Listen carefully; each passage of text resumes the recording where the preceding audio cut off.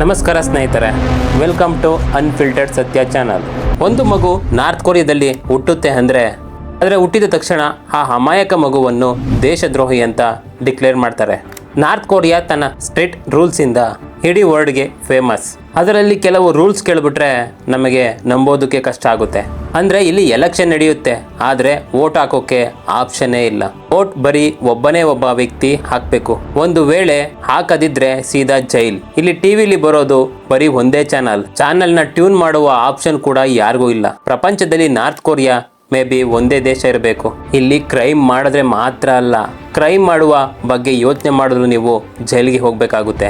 ವೀಕ್ಷಕರೇ, 1945 ವರೆಗೆ ಜಪಾನ್ ಇಡೀ ನಾರ್ತ್ ಕೊರಿಯಾವನ್ನು 35 ವರ್ಷಗಳ ಕಾಲ ಆಳ್ವಿಕೆ ಮಾಡಿತು. ಆದರೆ ವರ್ಲ್ಡ್ ವಾರ್ II ಆದ ಮೇಲೆ ಕೊರಿಯಾ 2 ಭಾಗವಾಗಿ ಡಿವೈಡ್ ಆಯಿತು. ಅದೇ ನಾರ್ತ್ ಕೊರಿಯಾ ಮತ್ತು ಸೌತ್ ಕೊರಿಯಾ.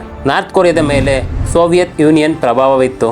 ಸೌತ್ ಕೊರಿಯಾದ ಮೇಲೆ ಅಮೆರಿಕನ್ ಇನ್ಫ್ಲೂಯೆನ್ಸ್ ಇತ್ತು. 1948ರಲ್ಲಿ ಕಿಮ್ ಡೈನೆಸ್ಟಿಯ ಕಿಮ್ ಇಲ್ ಸಂಗ್ ಅವರನ್ನು ಲೀಡರ್ ಅಂತ ಆಯ್ಕೆ ಮಾಡಲಾಯಿತು. ಮತ್ತೆ North Korea Democratic People's Republic of Korea ಅಂತ ಕರೆಸ್ಕೊಳ್ತು.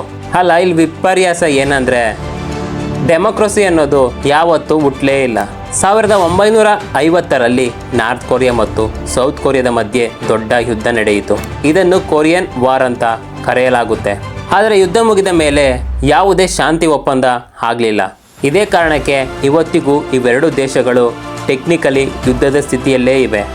ನಾರ್ತ್ ಕೊರಿಯಾದಲ್ಲಿ ಪವರ್ ಉಳಿಸ್ಕೊಳ್ಳೋದಕ್ಕೆ ಇವತ್ತಿನವರೆಗೂ ಬರೀ ಒಂದೇ ಫ್ಯಾಮಿಲಿಯ ಆಳ್ವಿಕೆ ನಡೆಯುತ್ತಿದೆ. ಕಿಮ್ ಇಲ್ ಸಂಗ್, ಆಮೇಲೆ ಕಿಮ್ ಜಾಂಗ್ ಇಲ್, ಈಗ ಕಿಮ್ ಇಲ್ ಸಂಗ್ ಮೊಮ್ಮಗ ಕಿಮ್ ಜಾಂಗ್ ಹುನ್. ಪ್ರತಿಯೊಬ್ಬ ರೂಲರ್ ಕೂಡ ತನ್ನ ಪೋಸ್ಟ್ ಉಳಿಸಿಕೊಳ್ಳೋಕೆ ಸ್ಟ್ರಿಕ್ಟ್ ರೂಲ್ಸ್ನ ಮೊರೆ ಹೋಗ್ತಾರೆ. ಇಲ್ಲಿ ಭಯ ಮತ್ತು ಶಿಕ್ಷೆಯ ಮೂಲಕ ಜನರನ್ನು ತುಳಿಯೋಕೆ ಎಷ್ಟೋ ರೂಲ್ಸ್ ಮಾಡಿದ್ದಾರೆ. ಯಾಕಂದರೆ ಅಲ್ಲಿಯ ಜನರು ಸೌತ್ ಕೊರಿಯಾ ಅಥವಾ ವೆಸ್ಟರ್ನ್ ಕಲ್ಚರ್ ನೋಡಿ ಇಂಪ್ರೆಸ್ ಆಗಿ ಸರ್ಕಾರದ ವಿರುದ್ಧ ತಿರುಗಿ ಬೀಳಬಾರದು ಅಂತ. ನಾರ್ತ್ ಕೊರಿಯಾದ ವಿಚಿತ್ರ ರೂಲ್ಸ್ಗಳು ಯಾವುವು ಅಂದರೆ ಇವತ್ತು ನಾವು ಇವರ ಕೆಲವು ವೆರೈಟಿ ರೂಲ್ಸ್ಗಳ ಬಗ್ಗೆ ಮಾತನಾಡೋಣ. 2024ರಲ್ಲಿ ನಾರ್ತ್ ಕೊರಿಯಾ ಸನ್ ಗ್ಲಾಸ್ ಹಾಕೋದು ಮತ್ತು ಗ್ರ್ಯಾಂಡ್ ಮದುವೆ ಡ್ರೆಸ್ ಹಾಕೋದನ್ನು ಬ್ಯಾನ್ ಮಾಡಿದೆ. ಅಲ್ಲ, ನಮ್ಮ ಇಂಡಿಯಾದಲ್ಲಿ ಆ ಭಾಷೆ ಮ್ಯೂಸಿಕ್ ಹಾಕಿ ಈ ಭಾಷೆ ಮ್ಯೂಸಿಕ್ ಹಾಕಿ ಅಂತೇಳಿ ಕಿತ್ತಾಡುವ ಸಮಯದಲ್ಲಿ ಇಲ್ಲಿ ಮೆಟ್ರೋ ಅಥವಾ ಪಬ್ಲಿಕ್ ಸ್ಟೇಷನ್ಗಳಲ್ಲಿ ಮ್ಯೂಸಿಕ್ಕೇ ಬರಲ್ಲ ನೋಡಿ. ಬದಲಿಗೆ ಕಿಮ್ ಫ್ಯಾಮಿಲಿಯ ಭಾಷಣಗಳು ಓಡ್ತಾ ಇರ್ತವೆ. ಈ ಟೈಮಲ್ಲಿ ಅಲ್ಲಿ ಯಾರು ಕೂಡ ಮಾತನಾಡೋಗೆ ಇಲ್ಲ ಅಥವಾ ಶಬ್ದ ಮಾಡುವ ಹಾಗೆ ಇಲ್ಲ. ನಾರ್ತ್ ಕೊರಿಯಾದಲ್ಲಿ ಜನರು ಸೌತ್ ಕೊರಿಯನ್ ಡ್ರಾಮಾ ಅಥವಾ ಹಾಲಿವುಡ್ ಮೂವಿ ನೋಡುತ್ತಾ ಸಿಕ್ಕಿ ಬಿದ್ದರೆ ಲೇಬರ್ ಕ್ಯಾಂಪ್ಗೆ ಅಥವಾ ಕಠಿಣ ಶಿಕ್ಷೆಗೆ ಗುರಿ ಆಗಬೇಕಾಗುತ್ತೆ. ಈ ರೂಲ್ಸ್ಗಳನ್ನು ಐಡಿಯಾಲಜಿಕಲ್ ಕಂಟಾಮಿನೇಷನ್ ತಡೆಯೋದಕ್ಕೆ ಮಾಡಲಾಗಿದೆ. ಅಂದರೆ ಹೊರಗಿನ ಪ್ರಪಂಚದ ಗಾಳಿ ಜನರಿಗೆ ತಾಗಬಾರ್ದು ಅಂತ. ನಾವು ಇಲ್ಲಿ 5G 6G ಅಂತ ಕೂತಿದ್ರೆ ಇಲ್ಲಿನ ಜನರಿಗೆ ಇಂಟರ್ನೆಟ್ಟೇ ಇಲ್ಲ. ಬದಲಿಗೆ ಇಂಟರ್ನೆಟ್ ಬಳಸೋಕೆ ಮಾತ್ರ ಪರ್ಮಿಷನ್ ಇದೆ. ಇದು ಬರೀ ನಾರ್ತ್ ಕೊರಿಯಾ ಒಳಗಡೆ ಮಾತ್ರ ವರ್ಕ್ ಆಗೋ ನೆಟ್ವರ್ಕ್. ಇದನ್ನು ಕೂಡ ಸ್ಟೇಟ್ ಮಾನಿಟರ್ ಮಾಡುತ್ತೆ.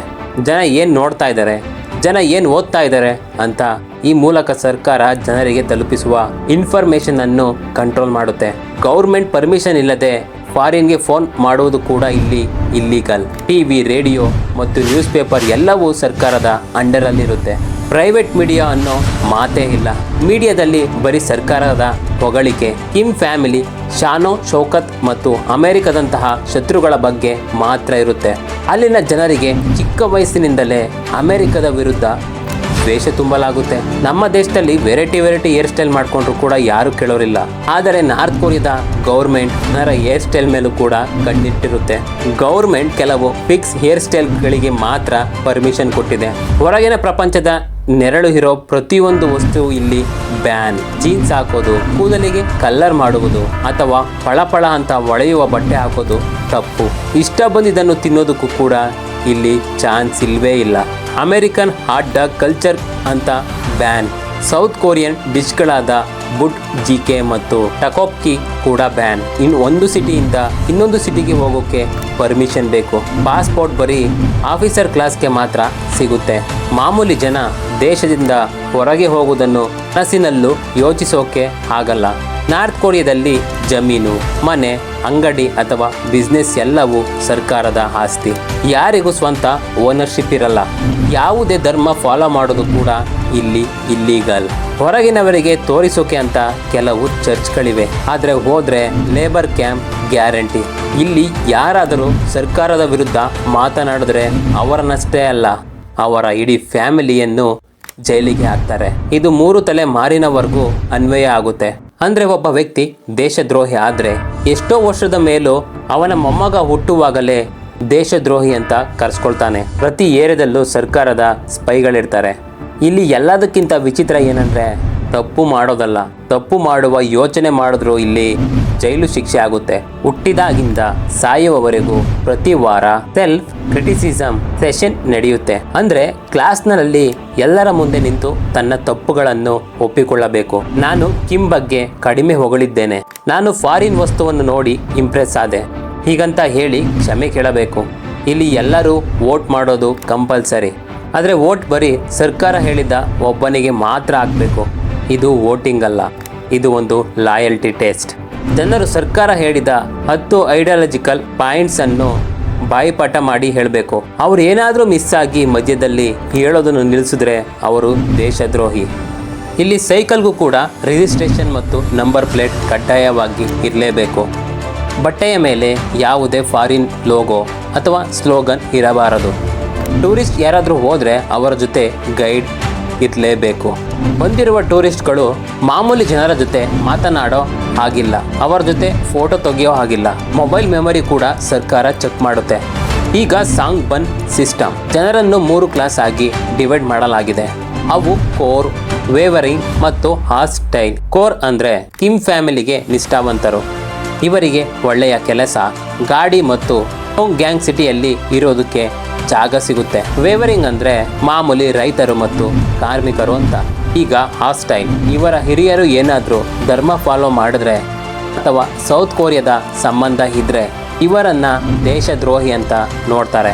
ಇವರಿಗೆ ಕಸ ಗುಡಿಸೋದು ಅಥವಾ ಗಣಿಗಳಲ್ಲಿ ಕೆಲಸ ಕೊಡಲಾಗುತ್ತೆ. ಇಲ್ಲಿ ಕರೆಂಟ್, ನೀರು ಎಲ್ಲವೂ ರೇಷನ್ ಮೇಲೆ ಸಿಗುತ್ತೆ. 17 ವರ್ಷ ಆದಮೇಲೆ ಪ್ರತಿಯೊಬ್ಬರು 10 ವರ್ಷ ಮಿಲಿಟರಿ ಸರ್ವಿಸ್ ಮಾಡೋದು ಕಂಪಲ್ಸರಿ. ಕಿಮ್ ಫ್ಯಾಮಿಲಿ ಯಾರಾದರೂ ಸತ್ತಾಗ ಅಳುವುದು ಕಡ್ಡಾಯ, ಇಲ್ಲದಿದ್ದರೆ ಅವರಿಗೆ ಶಿಕ್ಷೆ ಆಗುತ್ತೆ. ಅವರ ಮನೆಯಲ್ಲಿ ಅವರ ಫೋಟೋ ಇರಲೇಬೇಕು ಮತ್ತು ಆ ಫೋಟೋನ ಕ್ಲೀನಾಗಿ ಇಟ್ಕೋಬೇಕು. ಶಾಲೆಯಲ್ಲಿ ಕಿಮ್ ಫ್ಯಾಮಿಲಿಯ ಭಾಷಣಗಳನ್ನು ಬಾಯ್ಪಾಠ ಮಾಡೋದಕ್ಕೆ ಹೇಳ್ತಾರೆ. ನಾರ್ತ್ ಕೊರಿಯಾ ಪ್ರಪಂಚದಿಂದ ಎಷ್ಟು ದೂರ ಇದೆ ಅಂದರೆ ಅವರ ಕ್ಯಾಲೆಂಡರ್ ಕೂಡ ಬೇರೆ. ಕ್ಯಾಲೆಂಡರನ್ನು ಜೂಚೆ ಕ್ಯಾಲೆಂಡರ್ ಅಂತಾರೆ. ಇದು ಕಿಮ್ ಇಲ್ ಸಂಗ್ ಹುಟ್ಟಿದ 1912ರಿಂದ ಶುರುವಾಗುತ್ತೆ. ಅಂದರೆ ಇವತ್ತು ಪ್ರಪಂಚಕ್ಕೆ 2026 ಆದರೆ ನಾರ್ತ್ ಕೊರಿಯಾದಲ್ಲಿ ಆ ವರ್ಷ 114 ನಡೀತಿರುತ್ತದೆ. ಜನರಿಗೇನಾದರೂ ಹೊರಗಿನ ಪ್ರಪಂಚದ ಫ್ರೀಡಮ್ ಬಗ್ಗೆ ಗೊತ್ತಾದರೆ ಎಲ್ಲಿ ಸರ್ಕಾರದ ವಿರುದ್ಧ ತಿರುಗಿ ಬೀಳ್ತಾರೋ ಅನ್ನೋ ಭಯ. ಆ ಭಯ ಕಿಮ್ ಫ್ಯಾಮಿಲಿಗೆ ಇದ್ದೇ ಇರುತ್ತೆ. ಇಲ್ಲಿ ಹೇಳಿರೋ ಎಷ್ಟೋ ರೂಲ್ಸ್ ಇವತ್ತಿನ ದಿನ ಬದಲಾಗಿರಬಹುದು ಅಥವಾ ಇನ್ನೂ ಡೇಂಜರ್ ಆಗಿರಬಹುದು. ಇದರ ಬಗ್ಗೆ ಆಕ್ಯುರೇಟ್ ಇನ್ಫಾರ್ಮೇಷನ್ ಯಾರ ಹತ್ರನೂ ಇಲ್ಲ. ಇದೆಲ್ಲ ಅಲ್ಲಿಂದ ತಪ್ಪಿಸಿಕೊಂಡು ಬಂದ ಜನರಿಂದ ತಿಳಿದು ಬಂದಿರೋ ವಿಚಾರಗಳು. ಅನ್ಫಿಲ್ಟರ್ಡ್ ಸತ್ಯ ಚಾನಲ್ನ ವಿಡಿಯೋ ನಿಮ್ಗೇನಾದರೂ ಇಷ್ಟ ಆಗಿದ್ರೆ ಲೈಕ್ ಮತ್ತು ಶೇರ್ ಮಾಡಿ. ಇದೇ ಥರದ ರೂಲ್ಸ್ಗಳು ನಮ್ಮ ದೇಶದಲ್ಲಿ ಏನಾದರೂ ಆಗಿದ್ದಿದ್ರೆ ನೀವೇನು ಮಾಡ್ತಾ ಇದ್ರಿ ಅನ್ನೋದನ್ನು ಕಮೆಂಟ್ ಮಾಡಿ. ಇದಾಗಿತ್ತು ನಾರ್ತ್ ಕೊರಿಯಾದ ರೂಲ್ಸ್ನ ಎಪಿಸೋಡ್. ಇದೇ ತರಹದ ಇಂಟ್ರೆಸ್ಟಿಂಗ್ ಫ್ಯಾಕ್ಟ್ಸ್ ಮತ್ತು ಜಿಯೋಪೊಲಿಟಿಕಲ್ ನ್ಯೂಸ್ ತಿಳ್ಕೋಬೇಕು ಅಂದರೆ ಈ ಚಾನಲ್ನ ಸಬ್ಸ್ಕ್ರೈಬ್ ಮಾಡ್ಕೊಳ್ಳಿ. ಧನ್ಯವಾದಗಳು.